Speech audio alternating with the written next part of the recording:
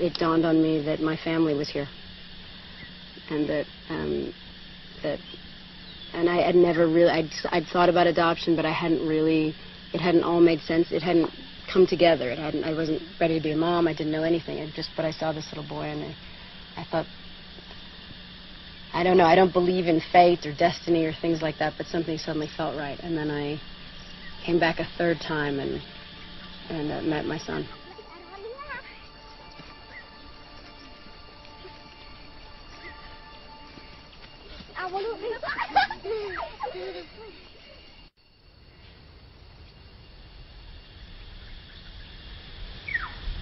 Yeah, I try to experience, as much as I can and kind of adapt, so we can blend and have a full experience.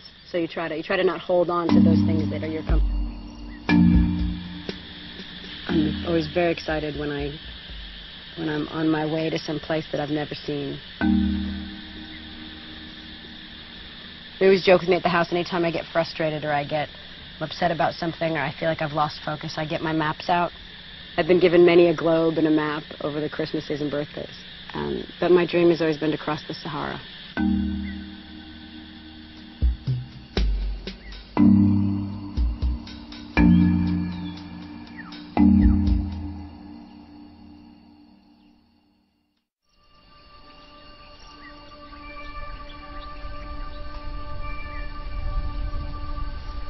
Cambodia, I think, is one of the most beautiful countries in the world. I fell in love with it at first, and the people, and then I came back a few years later with the UN. I was playing bricks with a little boy on the floor. We were playing with these blocks.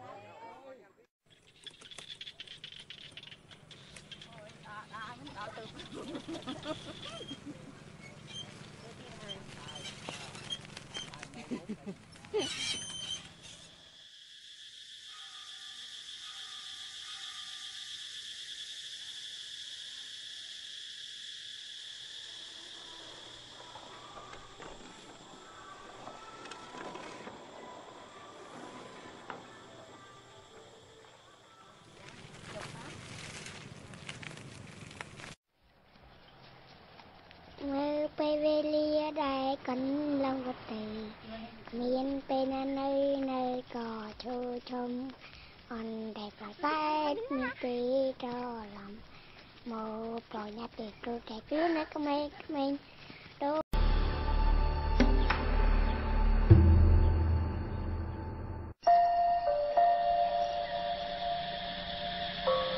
And many times you come to the poorest countries, like a country like this, and you find that families really spend time together. They work together, they hold on to whatever little they have, and it binds them, and they appreciate, and so they spend their time, and one of their big things is to just go up on an elephant and watch the sunset. So sometimes the simple pleasures of life and not having very much tends to keep a family together in a way that I think we can learn from, that I certainly have learned from. Appreciate something very simple.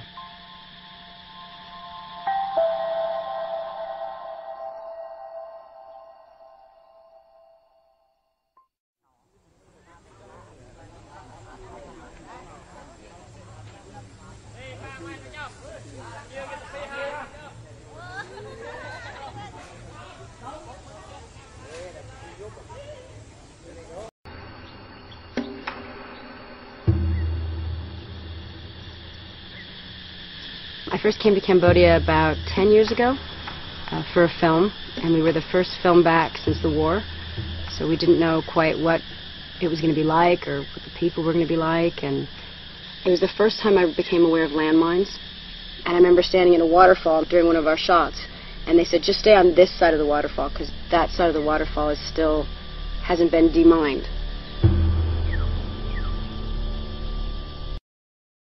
From America, I thought, what does that mean? It hasn't been demined. It's just the craziest. It doesn't cross our mind that there are all these children and people walking around areas that have landmines in the grounds, and that that's just a part of their daily life.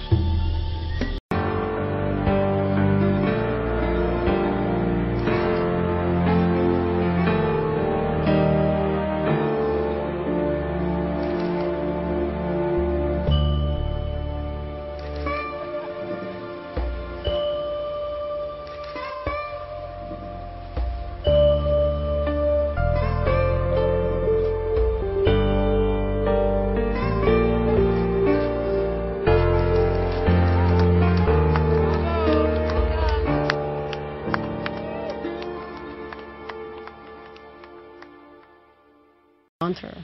And you think, how is that? You know, can you imagine the things we complain about?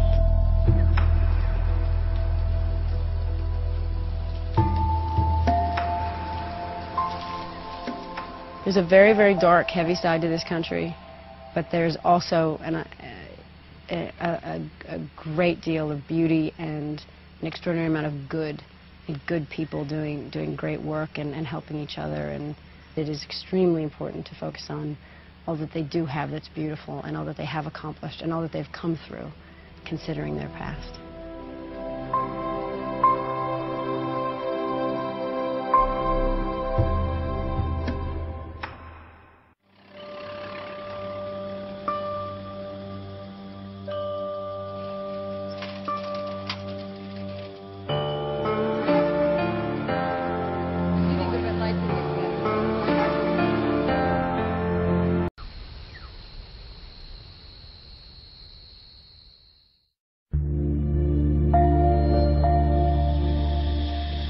It was a really, really big education for me in how much I didn't learn in school, because they'd touched on the Vietnam War, and they'd touched on maybe a little bit about Cambodia, but they really didn't, in the school I went to, get into depth about really what happened, and really how much these people suffered, and really how horrific it was. And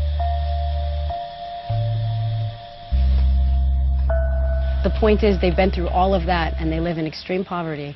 And they are some of the most sweet-natured people you'll ever meet in your life. And you can't imagine how they can be so at peace and so kind and so open. We try to let them go and be of the new country.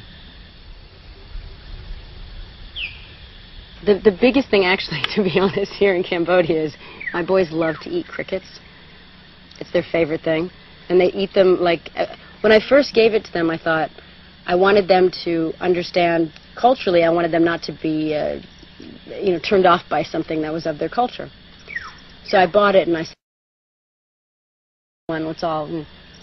And they ate them like Doritos, and they wouldn't stop. And they brought to-go boxes home, and I had to actually ban the cricket eating at a certain point, because I was afraid they were going to get sick from too many. So as soon as we landed, we had a friend bring us 2 to-go boxes full of crickets, and we all sat in the car eating them. But they're good. They are like a potato chip. We've had the beetle. They call it a cockroach. I think it's more like a beetle. I have yet to have the tarantulas on a stick or spider soup here. It does seem like an odd thing to eat. No, it does. I don't know if I can get around the fur, but you got to try everything.